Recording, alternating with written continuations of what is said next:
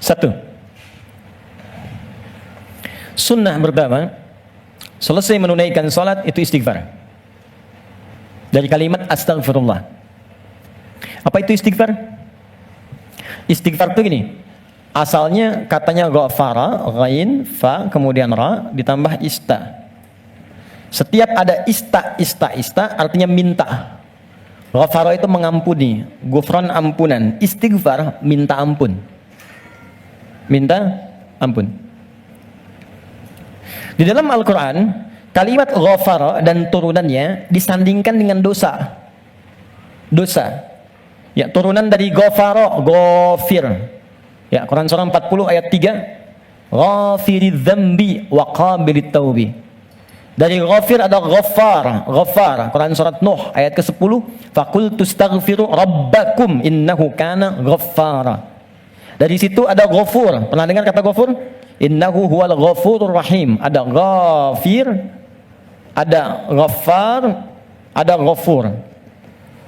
Semuanya menunjuk pada nama Allah yang mengampuni orang berdosa dengan semua tingkatan yang berbeda-beda.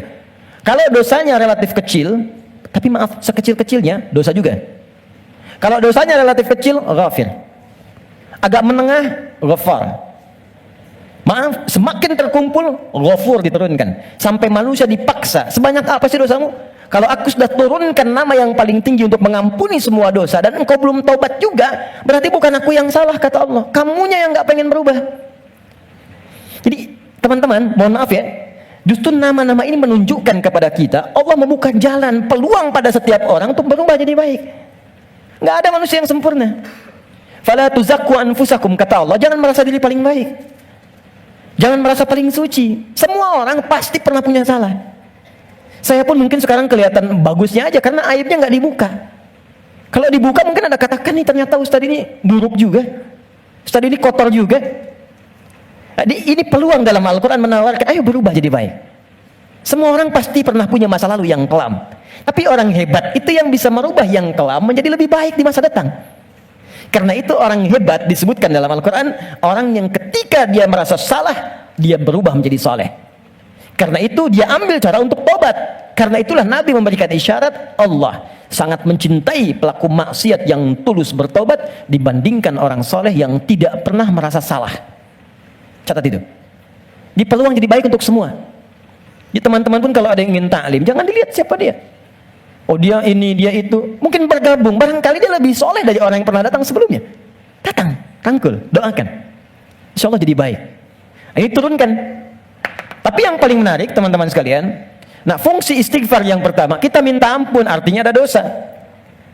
Dosa apa yang terjadi pertama kali pada orang yang baru selesai sholat? Kata para ulama, jangan berpikir yang besar-besar dulu. Mungkin dosa besarnya yang pertama kali terjadi pasca sholat, dosa yang harus ditutup dengan istighfar itu, dosa kurang khusyuk dalam sholat.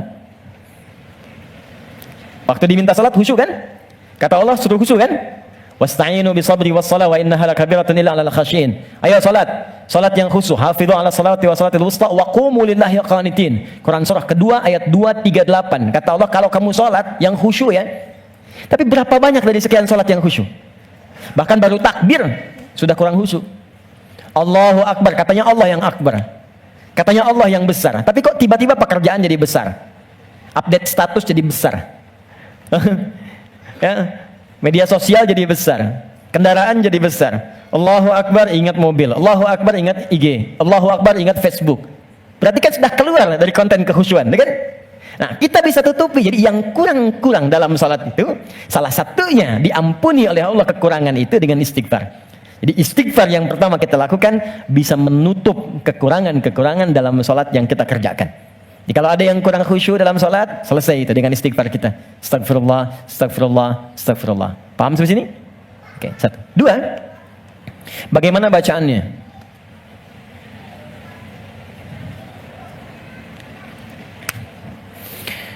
Teman-teman sekalian, bacaan istighfar itu bergantung pada kadar dosa dan jenis kesalahan yang kita perbuat.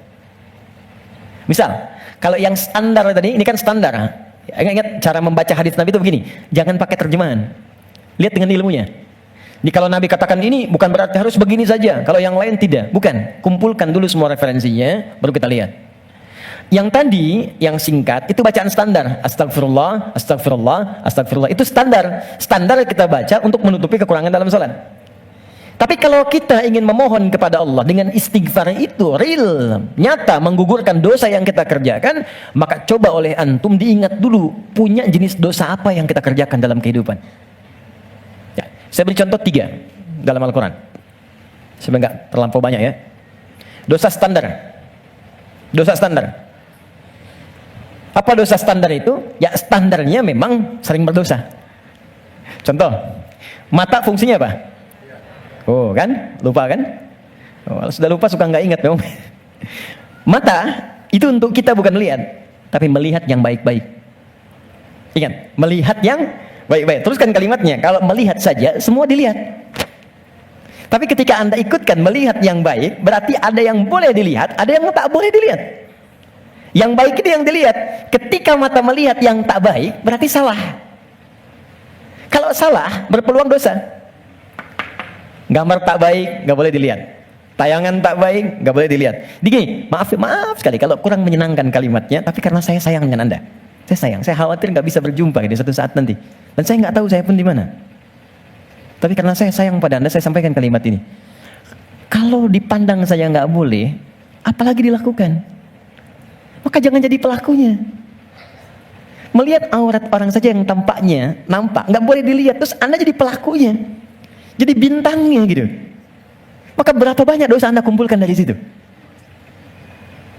Jadi ketika mata saja, ini kan mata peluang melihat yang tak baiknya banyak.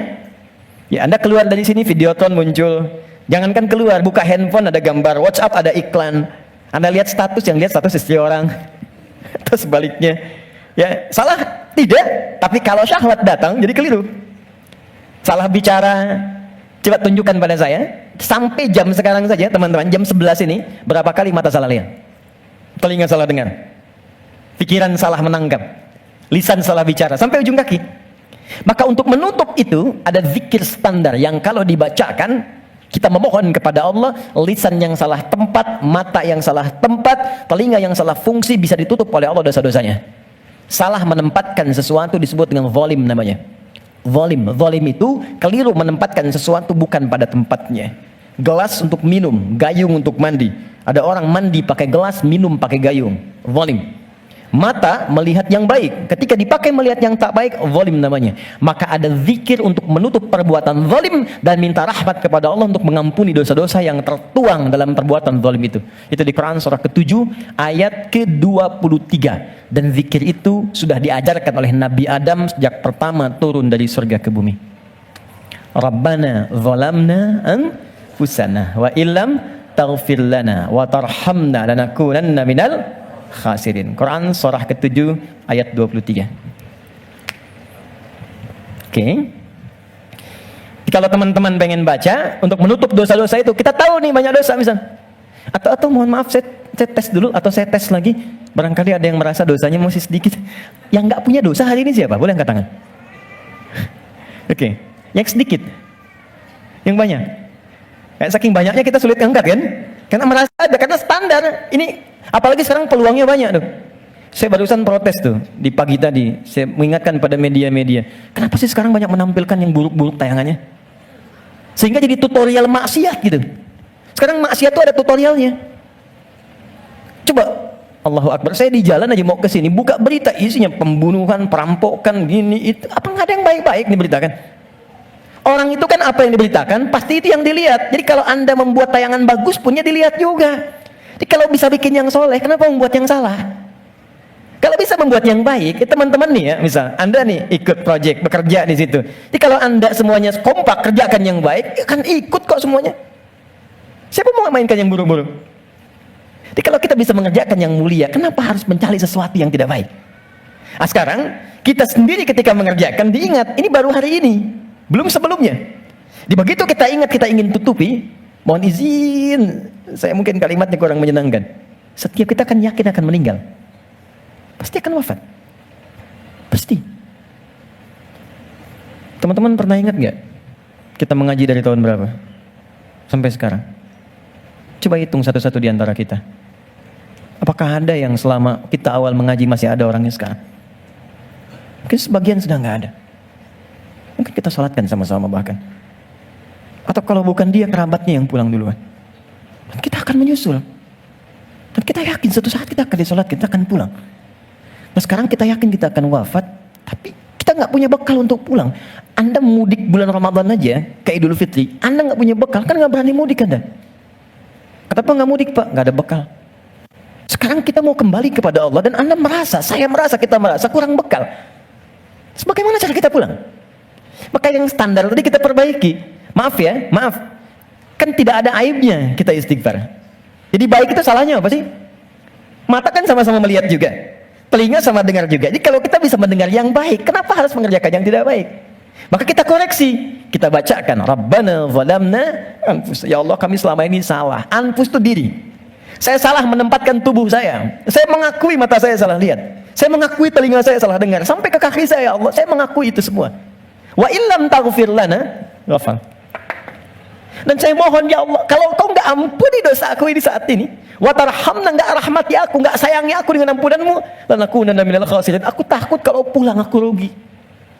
Aku takut kalau wafat sekarang terus aku masih banyak. Itu minta. Ini yang pertama. Maka dari itu, Anda boleh bacakan itu. Kalau standar tadi, astagfirullah, astagfirullah, astagfirullah. Jadi yang dimaksud baca astagfirullah itu yang standar. Untuk menutup yang salat. Jadi kalau Anda sudah bacakan itu astagfirullah, astagfirullah, astagfirullah, kemudian Anda ingin spesifik mengoreksi diri Anda, Rabbana zalamna anfusana wa illam taghfir lana wa tarhamna lanakunanna minal khasirin. Paham? Satu. Dua, saya beri contoh yang lain.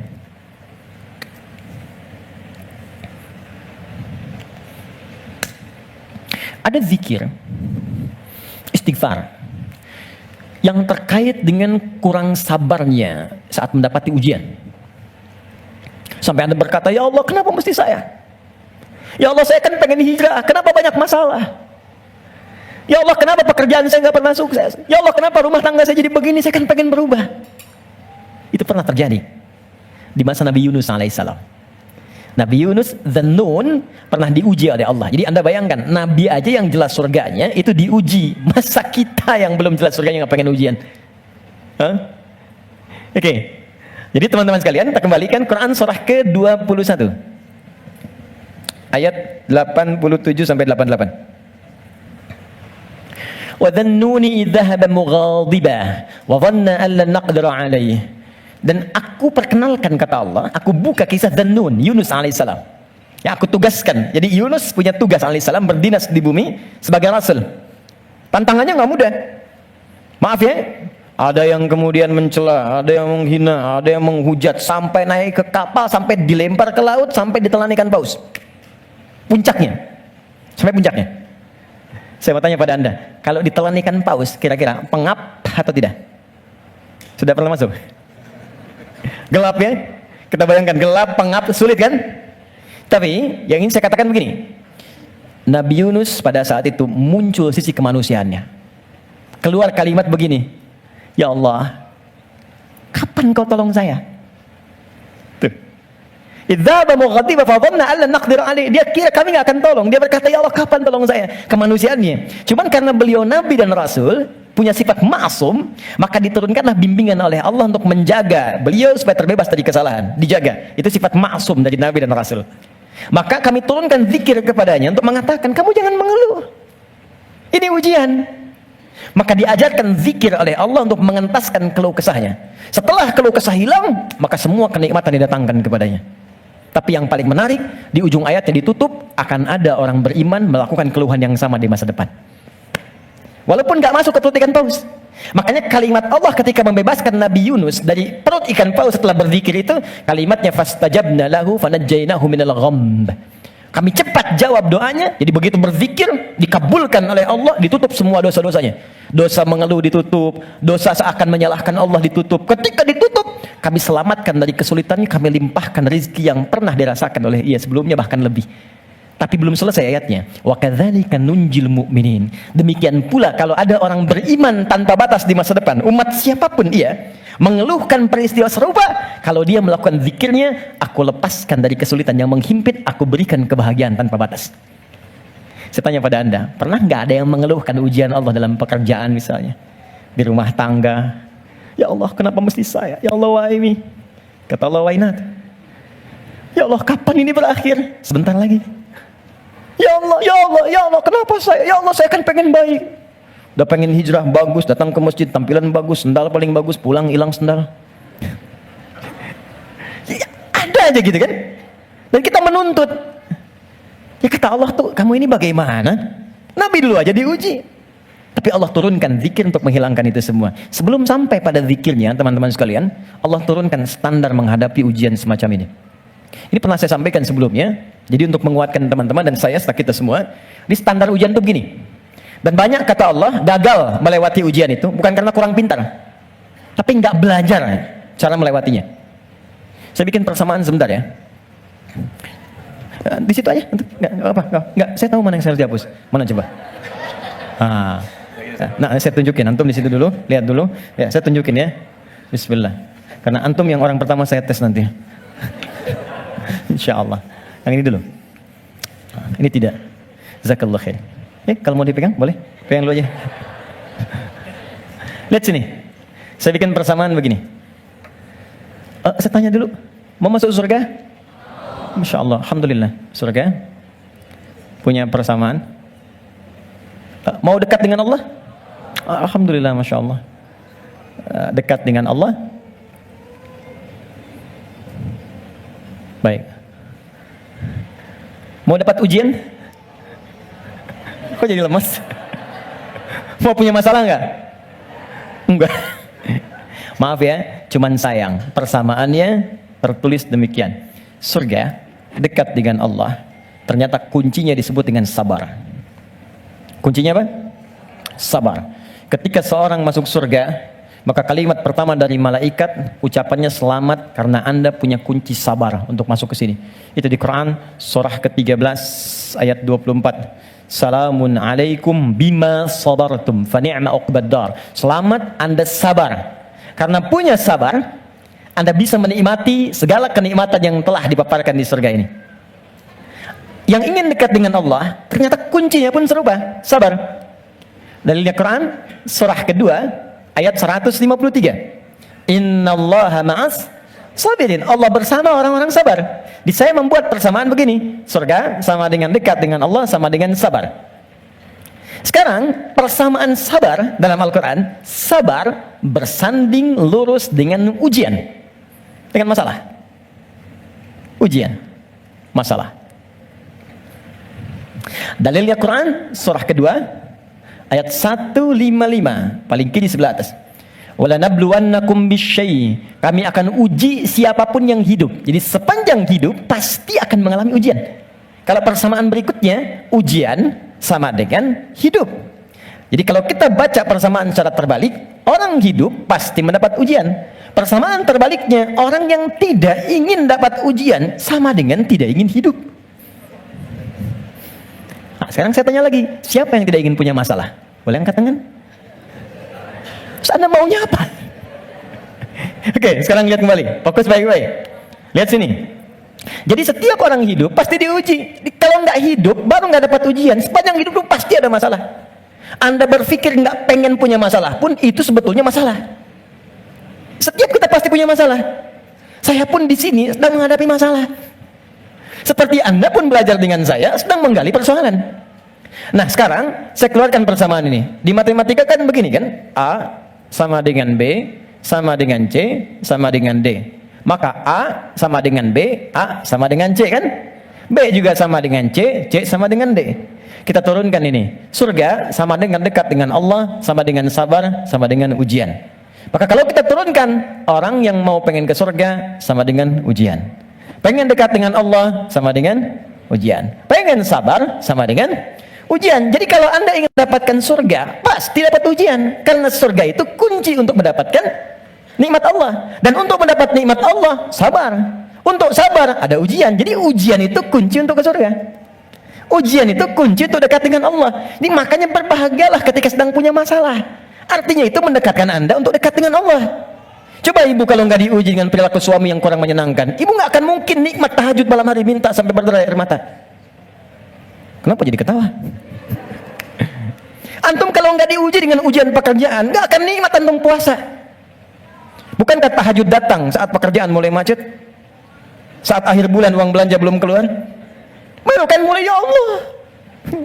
Terus puasa, terus baca Quran.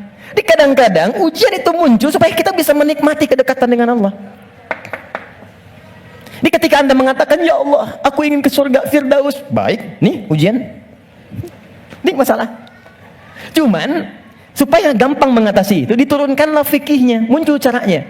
Bagaimana supaya ringan menghadapi ini? Jadi bukan gelar yang dibutuhkan di sini. Pelajaran.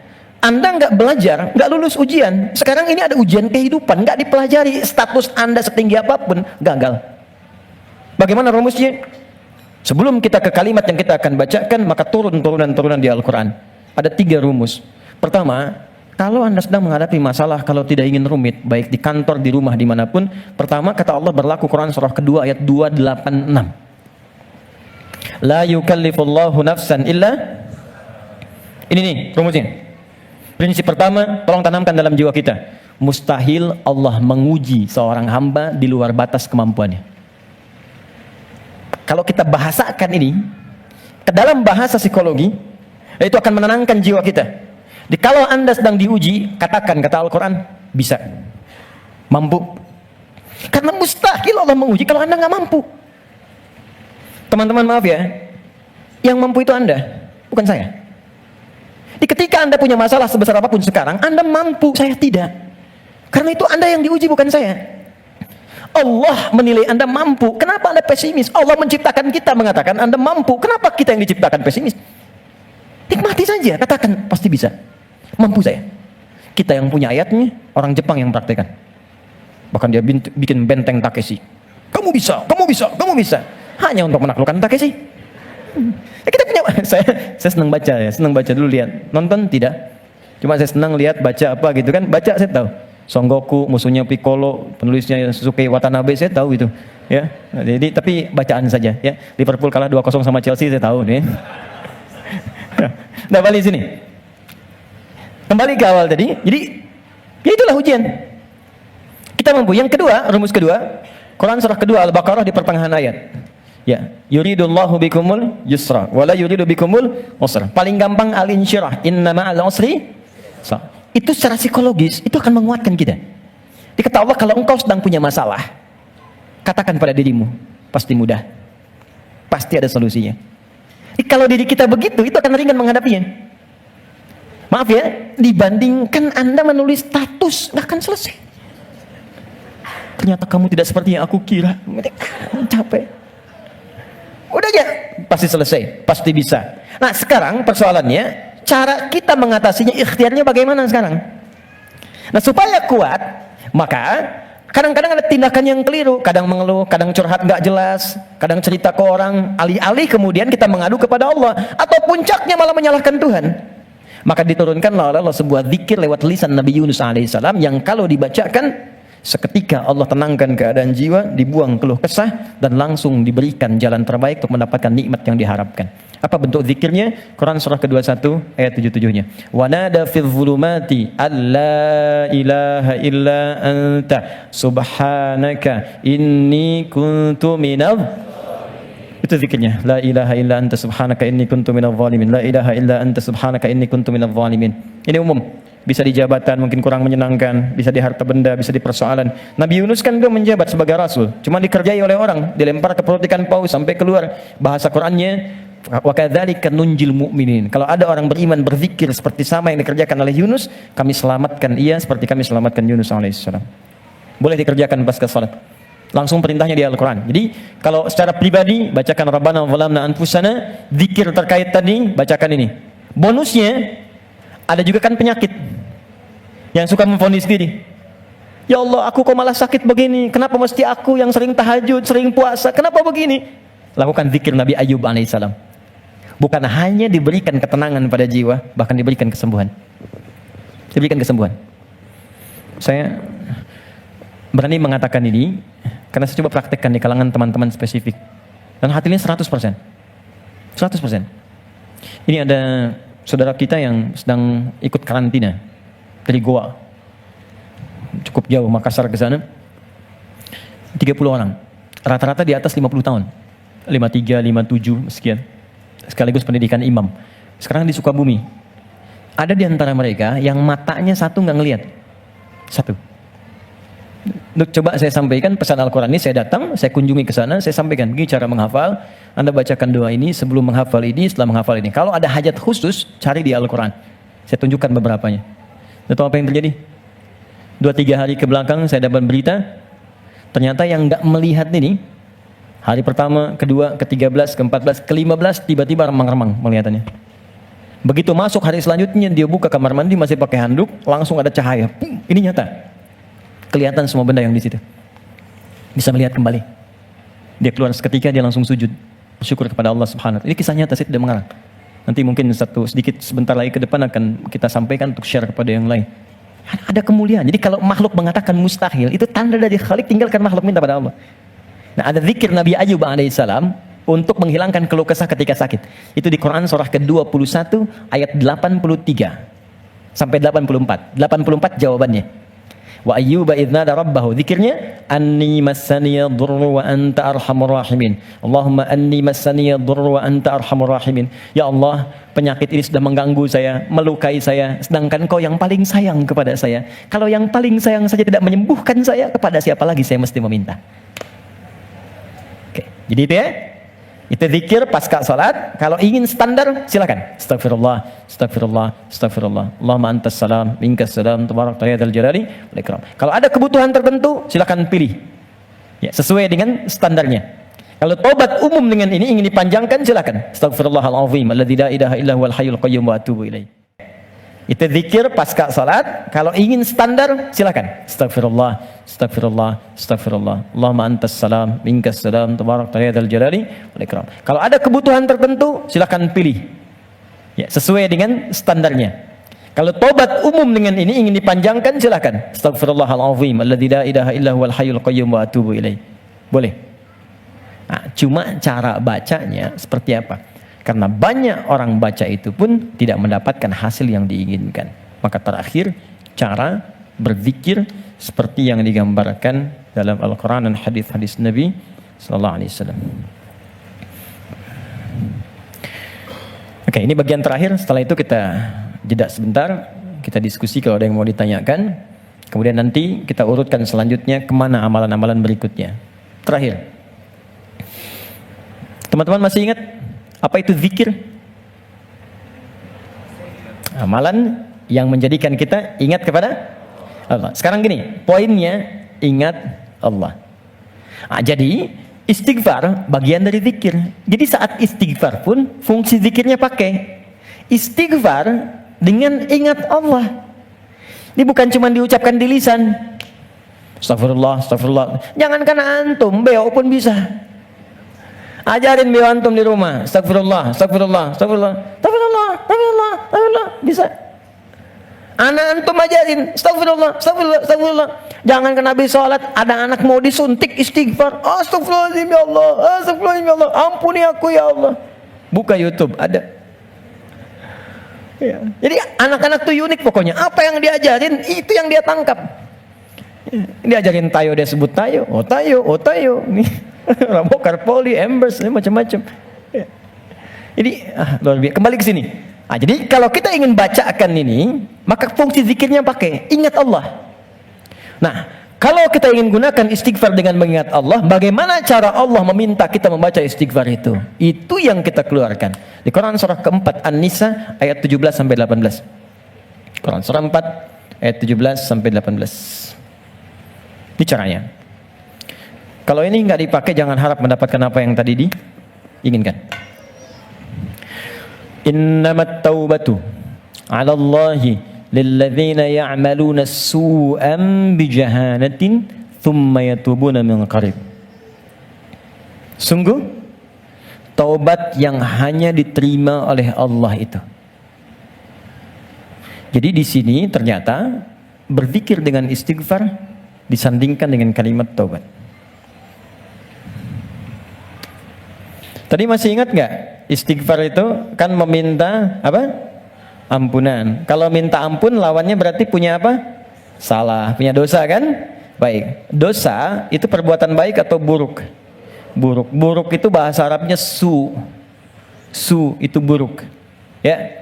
Innamat taubatu 'ala Allah lilladzina ya'maluna su'an. Sungguh ada orang pernah berbuat dosa, su, perbuatan buruk. Kita ingin itu dihilangkan. Maka cara menghilangkan perbuatan dosa, su tadi, dengan berzikir. Ternyata zikirnya oleh Al-Quran disebut taubat namanya. Ini. Istighfar itu taubat. Dosa, perbuatan salah. Kalau ingin digugurkan, minta ampun. Minta ampun bahasa Arabnya istighfar. Ketika akan minta ampun, bahasa Qurannya disebut taubat. Apa itu taubat? Kembali kepada jalan yang benar. Bagaimana caranya? 3. 1, mengakui kesalahan yang dilakukan dalam bertobat itu. Jadi kalau sedang istighfar, sambil diingat dosanya apa. Jadi bukan cuma disebutkan di lisan, astagfirullah, tapi dosanya nggak kebayang. Catat dulu, inventarisir dulu. Misal, Anda ingin istighfarnya dosa mata, ingat apa yang salah dengan mata. Pernah menatap tajam pada pasangan Anda? Pernah menatap tajam pada anak-anak Anda walaupun mereka tanpa salah? Kalau ada anak di bawah balik berbuat salah, jangan langsung dimarahi. Mungkin perilaku bapak ibunya yang salah. Kalau anak Anda sulit ke masjid, jangan dibentak. Mungkin dia melihat bapaknya yang dulu nggak pernah ke masjid. Anak itu cuma mengoleksi apa yang dia lihat, apa yang dia dengar. Jadi kalau dia berbuat keliru, jangan disalahkan dulu. Istighfar dulu. Saya salah ya Allah. Catat dulu. Jadi ketika Anda ingin Rabbana zalamna anfusana, anfus diri kita, anfus. Dari ujung kepala sampai ujung kaki. Apa yang salah di mata? Apa yang salah di lisan? Ingat ibu Anda, ayah Anda. Mungkin pekerjaan yang sulit itu bukan karena Anda kurang hebat, belum selesai dengan orang tua. Ada yang salah. Anda kebayang nggak? Anak muslim, ibu belum muslim, bapak masih non muslim, masih diminta oleh Quran berbuat baik pada orang tuanya. Jadi kalaupun ada anak masuk Islam, bapak ibunya belum, itu masih diminta oleh Allah dalam urusan dunia, sayangi mereka. Dapat pekerjaan, dapat gaji, bagi mereka. Kirim makanan, kirim hadiah. Sakit, beri, carikan rumah sakit terbaik. Berikan pelayanan yang paling bagus. Even mereka non muslim. Dan minta dalam keheningan malam supaya diberi hidayah. Minta. Sekarang yang non muslim saja diminta kita berbuat baik, apalagi yang muslim. Sana berkata, mama sih, papa. Mungkin itu yang menghambat pekerjaan itu belum berlangsung sempurna. Dengan pasangan hidup, suami ke istri, istri ke suami, ke anak, ke tetangga, itu aja dulu. Jadi begitu Anda datang istighfar, astagfirullahaladzim, ingat-ingat dosanya apa. Ingat-ingat. Itu poinnya. Jadi 1 itu dulu, ditaubat, mengakui kesalahan. Yang kedua, menyesal. Nyesal. Kenapa saya mesti melakukan itu? Biasanya gini, biasanya kalau kita sedang nggak stabil terus marah, hati kita tuh berkata, padahal tadi nggak harus marah gitu. Kenapa saya harus seperti itu? Itu lawamah namanya. Kenapa saya harus bentak anak saya? Kenapa saya harus bentak istri saya? Kenapa harus bersikap begitu pada pasangan saya, pada suami saya? Setelah itu Anda akan merasa salah. Ya Allah, salah saya. Astagfirullah, astagfirullah, astagfirullah. Nah, bacaan istighfar disertai zikir dengan kalimat taubat ini, itu yang akan menggunjam kepada jiwa. Sehingga akan terasa energinya beda, alirannya lain, dan sentuhan ke arusnya akan berbeda dibanding Anda hanya sekedar mengatakan astagfirullah, astagfirullah, Rabbana zalamna, nggak ada getarannya. Tidak. Karena itu, begitu Anda merasakan, mengatakan, mengakuinya, menyesalinya. Kata para ulama, bayangkan kalau Anda masih merasa mengerjakan itu, bayangkan seketika diwafatkan. Sesali itu, terakhir mengganti itu dengan perbuatan yang lebih baik. Ganti dengan yang baik. Akui, sesali, ganti dengan yang baik. Karena itu di Quran itu ketika ada kata taubat selalu diiringi setelahnya umumnya dengan kata aslah. Faman taba wa aslaha. Ya, taba wa aslaha wa aslaha. Orang taubat yang benar itu yang mampu mengganti perbuatan buruknya dengan yang lebih baik. Di setelah istighfar, lisannya nggak kasar lagi. Alih-alih mencela, sekarang jadi kata-kata yang mulia, kata-kata cinta yang keluar. Dengan teman-teman juga begitu, mata jadi baik, telinga jadi baik sampai ke ujung kaki. Itulah tobat yang benar. Jadi kalau esensi istighfar kita mau benar, ini teman-teman gini ya, kalau ini dipraktekkan satu aja, jadi orang baik kita. Satu aja, jadi orang baik. Lalu apa yang kurang baik dalam Islam? Nggak ada, Pak. Makanya jangan sembarangan menyebut Islam. Ini sekarang banyak di luar orang bikin isu tentang Islam, cuman salah. Cara berpikirnya keliru.